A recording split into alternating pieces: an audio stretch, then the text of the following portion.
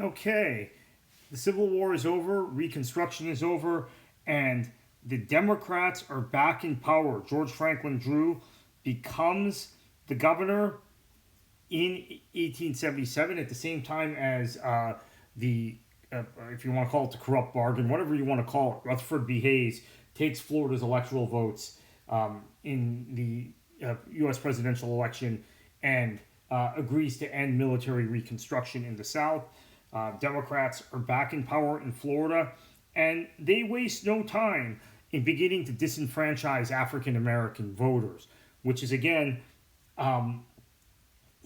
Jeffersonian in a way, right? I mean, I think when you start applying the poll tax to poor whites, that's not very Jeffersonian, right? That's very federalist, right? That's very elitist. That's the sort of elitism that appealed to the likes of John Adams and Alexander Hamilton and others. But at this point, you have a succession of Democratic governors who work with the legislature to chip away at whatever voting rights African Americans, who were all voting Republican at the time, by the way, had. And these were all Democratic governors, whether it was Governor Bloxham, who served two non consecutive terms. And Bloxham didn't initially focus on these issues and was into some degree of economic development, including the failed Hamilton distance scheme in terms of swamps, and that's something that if you study that era of Florida history, you know about. Governor Bloxham, in his second term, which was many years later, was very much part of the institution of white supremacy and Jim Crow in the state.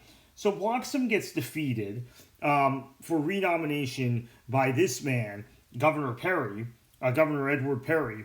And Perry, who had served in the Confederate Army, begins to move Florida really strictly towards the same sort of lines that you saw Pitchfork Ben Tillman take on in South Carolina and others.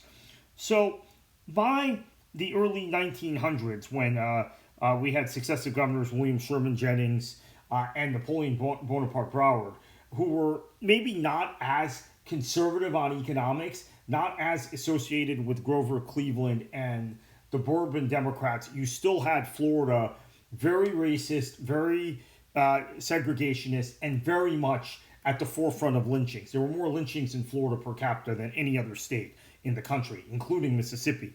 The man on your screen, Governor Sidney Katz, a vicious racist, a vicious anti-Catholic, who in fact talked about a papal conspiracy to subjugate the people of Florida.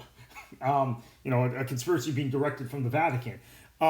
He was sort of the culmination of this era of absolute segregation, Jim Crow, violence against African Americans coming rhetorically from the political class in Florida.